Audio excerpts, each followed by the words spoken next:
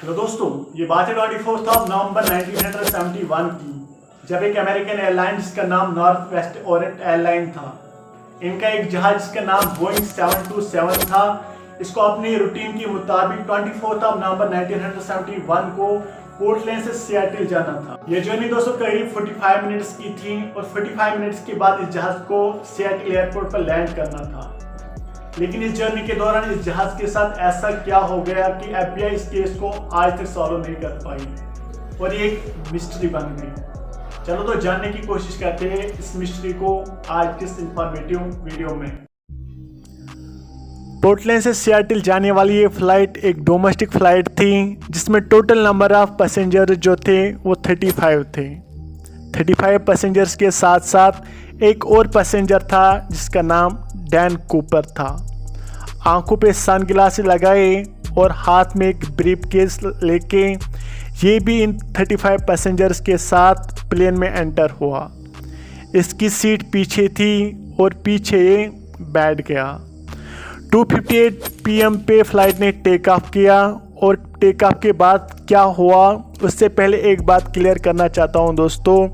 ये वो टाइम था जब अमेरिका में पैसेंजर्स की उतनी ज़्यादा इन्वेस्टिगेशन नहीं होती थी, उनका सामान चेक नहीं होता था।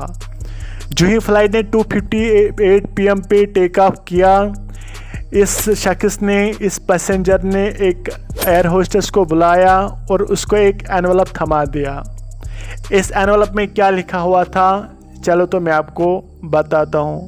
एयर होस्टेस जिसका नाम फ्लोरेंस शार्पनर था, उसने जो ही ये एनवलप खोला उसमें क्या लिखा था आप यहाँ पे देख सकते हो।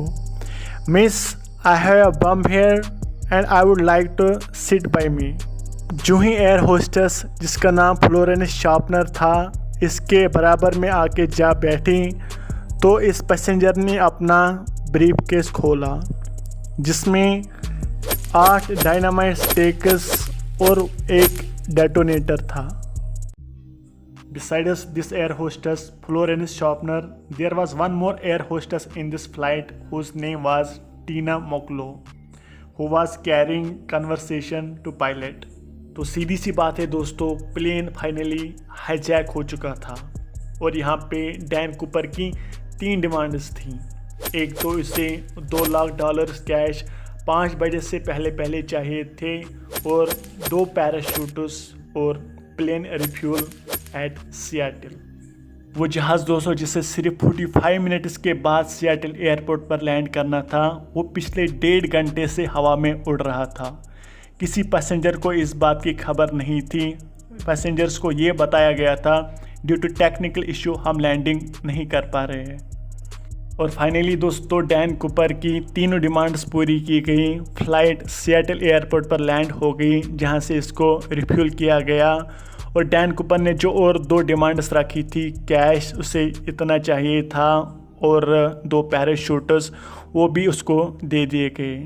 डैन कूपर ने 35 पैसेंजर्स और 2 फ्लाइट क्रू को बाहर जाने की इजाज़त दे दी, मगर पायलट्स और 2 फ्लाइट क्रू अभी फ्लाइट में ही मौजूद थे।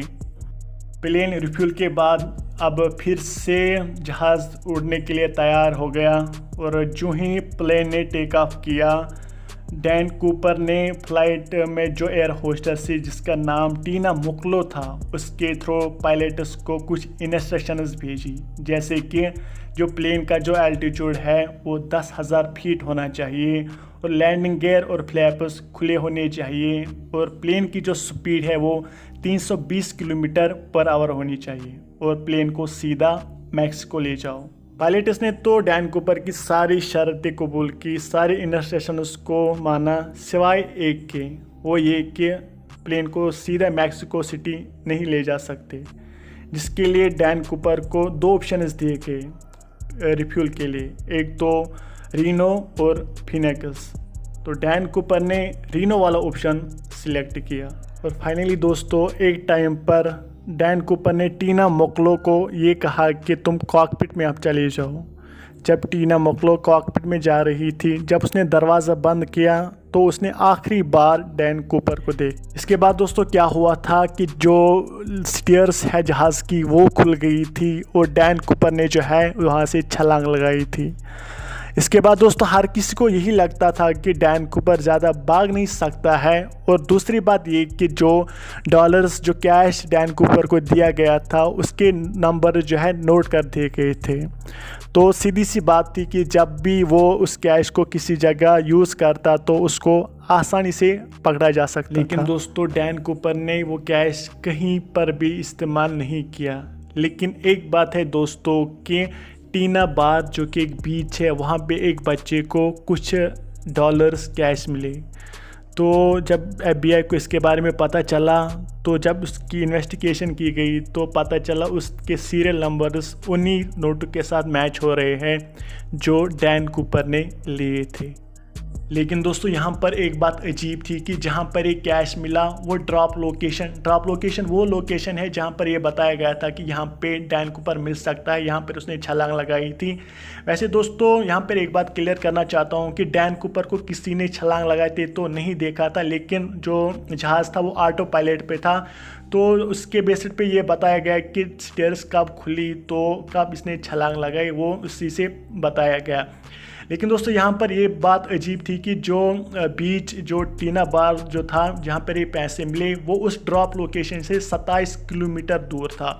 और दोस्तों फिर ये बताया गया था कि मे बी जो यहाँ पे एक रिवर बहता था जिसे लुइस रिवर के नाम से जाना जाता है उसकी वजह से यहाँ पर आए होंगे। लेकिन दोस्तों एक बात और यहाँ पे अजीब है कि इस लुइस रिवर की जो डायरेक्शन है वो अपोजिट है।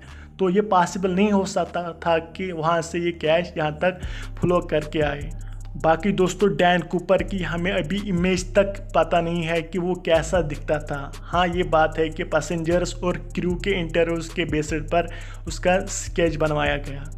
बाकी दोस्तों डैन कूपर कौन था, वो कहाँ से आया था, वो फिर कहाँ गया, ये आज भी एक मिस्ट्री। उम्मीद करता हूँ आज का ये वीडियो इन्फॉर्मेटिव और इंटरेस्टिंग रहा होगा। We will see in the next video.